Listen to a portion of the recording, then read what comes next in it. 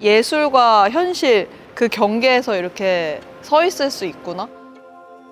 표현하자면 되게 깊은 기쁨이랄까? 그런 감상이 드는 것 같아요.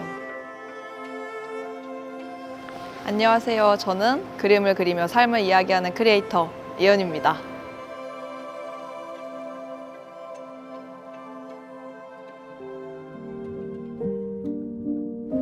예전에는 뭔가 창작이라는 단어 자체를 되게 무겁게 생각을 했었던 것 같아요. 근데 지금은 내가 무언가를 만들지 않아도 내가 살아내는 것만으로도 굉장히 많은 걸 남기더라고요. 그래서 뭔가 창작의 정의를 전보다 훨씬 넓게 보고 있어요.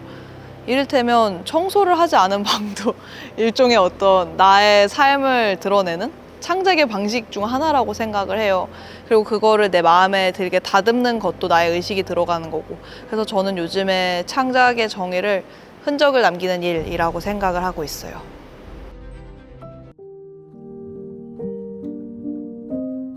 사람을 그릴 때의 가장 큰 쾌감을 저는 느끼는 것 같아요. 그중 하나가 선들이 완성이 되면서 나중에 그게 잘 완성이 되면 어설플 수 있더라도 그 안에 일종의 영혼이 깃든다고 생각을 하거든요.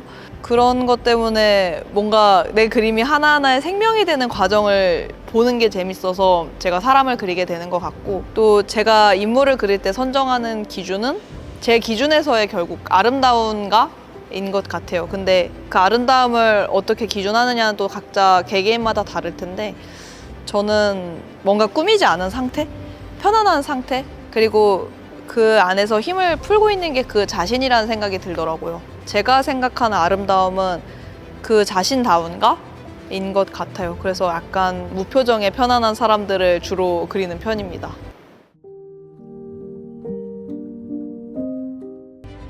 사실 그림을 그릴 때 잠깐 그 사람과 친구가 된다는 상상을 하고 그리는 것 같아요. 그래서 그 사람을 궁금해해야만 잘 몰입하면서 그릴 수 있다고 생각을 하거든요.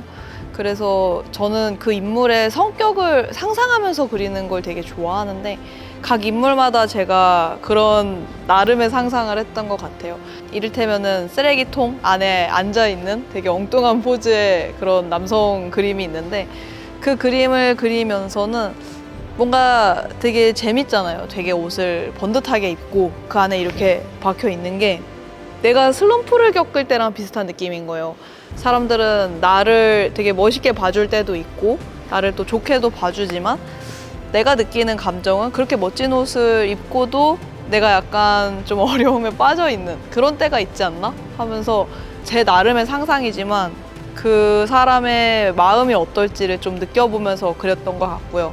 그리고 또 꽃을 보는 아이 그림이 있어요. 근데 제가 아이였을 때 생각도 정말 많이 했거든요.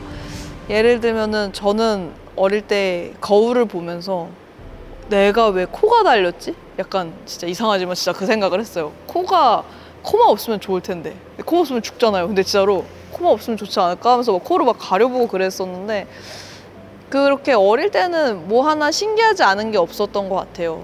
뭐 여름에 해가 긴 것도 참 신기했고요. 그래서 꽃을 보면서 또 얼마나 신기하고 생소하고, 한편으로는 좀 또 담담할 수도 있잖아요. 그 아름다움을 어리기 때문에 도리어 모를 수도 있다고 생각하거든요.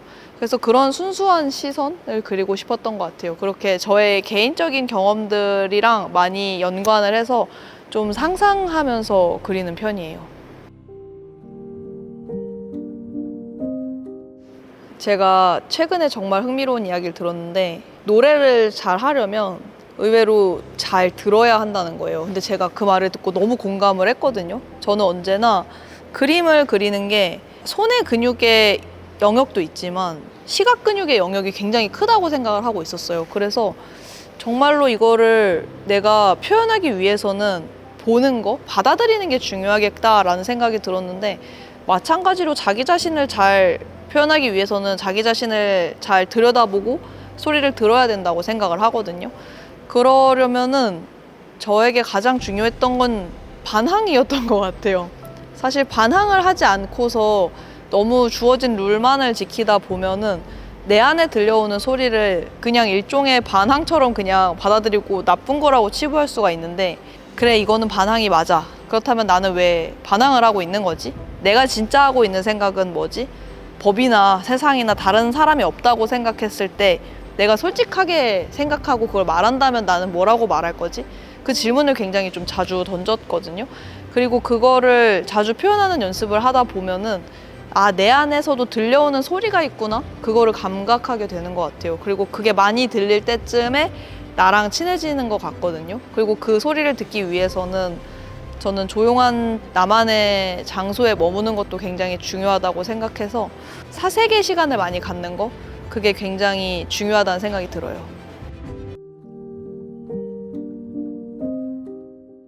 사실 뭔가 파란색을 봤을 때 그냥 말도 안 되게 끌리는 느낌이 있는 거예요. 그래서 20대 때는 별명이 스머프였거든요. 너무 막 파랗게 입고 다녀서 제가 진짜 머리부터 발끝까지 모자도 그렇고 신발도 그렇고 항상 파란색의 그런 것들을 입었었는데, 나중에는 그냥 무조건적으로 내가 마음이 가는 무언가가 있구나, 세상에는 그런 것들도 있구나라는 생각이 들었어요. 사람인데도 처음 봤는데도 너무 느낌이 좋은 사람이 있잖아요. 그것처럼 색 중에서도 파란색이 제일 제 마음을 뭔가 많이 사로잡았던 것 같고, 또 그 푸르름에서 저는 어떤 시원함도 느꼈지만 사실은 기품을 많이 느꼈던 것 같아요. 저는 되게 슬픈 색이자 되게 정말로 맑고 깊고 순수한 색이라고도 생각을 하거든요.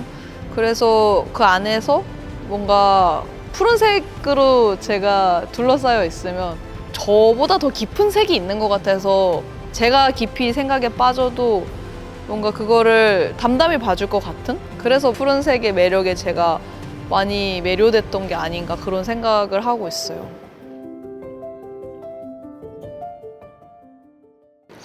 저는 뭔가를 편안하게 만드는 사람이라고 생각을 했어요. 그게 제 콘텐츠에 되게 많이 녹아나는 것 같고, 좀 그것 때문에 제 콘텐츠를 좋아해 주시는 것 같아요. 왜냐하면은 그 힘 뺀 느낌 안에서 자연스러움이 녹아 있는 것 같은데, 그래서 제 영상을 자기 전에 보기보다는 또 들어주시는 분들이 많이 계시더라고요. 근데 영상을 왜 듣냐라고 또 여쭤보니까 이게 그림이 나오니까 오히려 이거를 놓쳐도 뭔가 크게 손해보지 않는다는 느낌이 좋대요. 그래서 밤에는 그냥 들으신다고 했고, 또 낮에는 이거를 보면서 하면 또 되게 빠져드는 게 있다고 하더라고요. 그래서 제 콘텐츠와 저의 크리에이터로서 정체성에서의 좀 어떤 강점이자 특징이라고 한다면 편안함이 있지 않을까? 그런 생각을 했어요.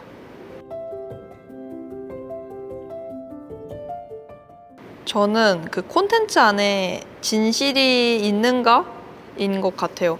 꼭 콘텐츠뿐만이 아니라 그림을 그릴 때도 마찬가지인데요. 어느 정도는 진실이나 사실 같은 게 좀 녹아져 있을 때 그게 되게 사람을 끄는 힘이 생긴다고 생각을 하거든요. 근데 그런 면에서 제가 예시를 굉장히 많이 드는데 다 제 경험을 기반으로 하는 얘기들이거든요. 근데 그렇게 무언가 진짜인 이야기가 있을 때 그 얘기가 훨씬 들을 만한 것이 되는 것 같아요. 그러니까 저도 생각을 되게 많이 해봤거든요. 뭔가가 어떻게 만들어야 좀 사람을 끄는 힘이 있지? 결국 콘텐츠도 그렇고 이런 정보나 이런 이 사회에서 해야 되는 거는 누군가를 붙잡는 능력이라고 생각을 하거든요. 근데 그 안에 이거는 진짜야 하는 것들? 이 매력적인 것 같아요. 그래서 저는 언제나 제가 직접 겪은 일들을 직접 이야기를 하려고 해요.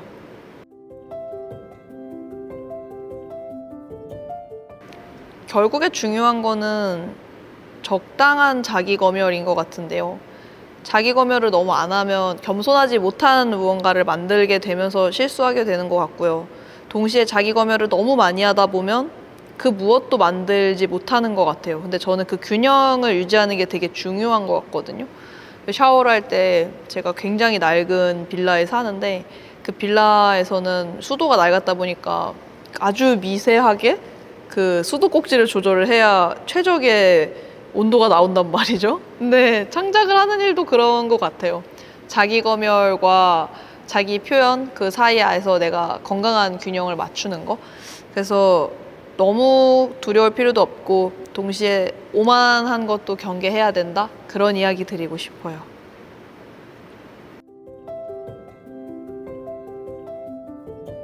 사실 저도 그림을 그리면서도 항상 이게 기술인지 예술인지 굉장히 좀 헷갈리는 거예요. 왜냐하면은 기술을 갈고 닦고 싶었던 시절에는 뭔가 예술보다는 기술을 잘 익히는 게 중요하지 않을까 싶었는데 제가 원하는 만큼 표현을 할 수 있게 된 다음부터는 내가 무엇을 표현하기 위해서 이걸 연마했지?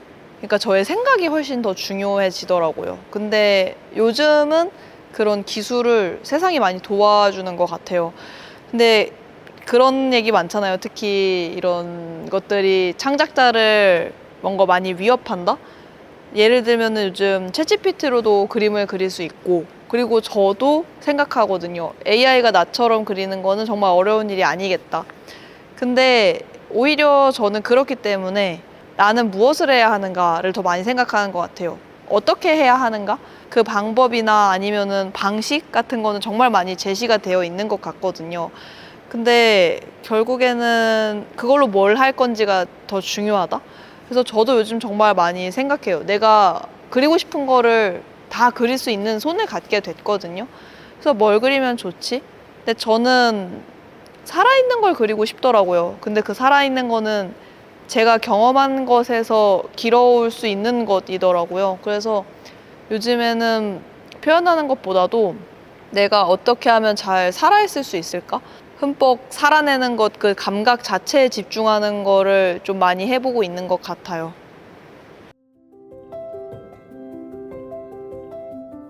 저는 깨달음을 얻기 위해 다시 세상에 보내지고 태어난다 라는 저만의 가정? 윤회를 약간 믿는 편이에요. 그렇게 생각을 했는데 그렇다면 내가 이번 생에 어떤 것을 깨달아야 할까? 그게 저에게 좀 주어진 중요한 질문이고요. 많은 것을 알아내고 가고 싶다. 그리고 또 재밌는 것 중 하나가, 그러니까 이건 정말 저 혼자 믿는 것 중 하나지만, 내가 이 생에 열심히 노력하지도 않았는데 잘하는 것이 이전 생에 되게 열심히 했던 일이라고 하더라고요.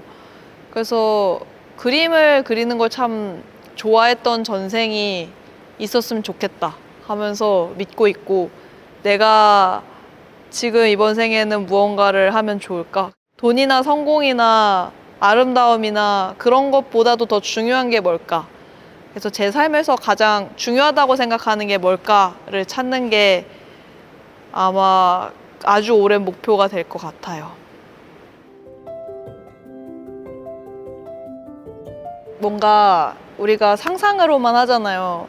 예술이 눈앞에 펼쳐지는 것들을. 그리고 그거를 표현하는 게 그림이나 뭐 영화나 다양한 그런 것들이 있겠지만, 저는 이 공간에서 정말로 체험하는 기분을 받은 것 같아요. 그동안에는 오히려 좀 거리를 뒀던 것 같거든요. 근데 지금은 내가 정말로 예술과 현실 그 경계에서 이렇게 서 있을 수 있구나. 그리고 제가 좀 놀랐던 점은 종이로 작게 볼 때 몰랐는데 크게 보니까 저의 선이 더 아름다운 거예요. 그게 너무 저에게 벅차고 정말 뭔가 여러 가지 마음이 들어요. 표현하자면 되게 깊은 기쁨이랄까? 그런 감상이 드는 것 같아요.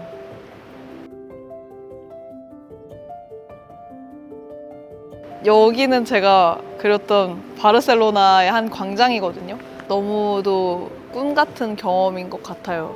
저는 사실 그림을 그리면서 제가 보고 싶었던 사람이나 가고 싶었던 세계를 그리고는 하는데, 뭔가 그곳에서 제가 느꼈던 감상들이 떠오르기도 하고, 그림을 이토록 생생하게 즐길 수 있었나?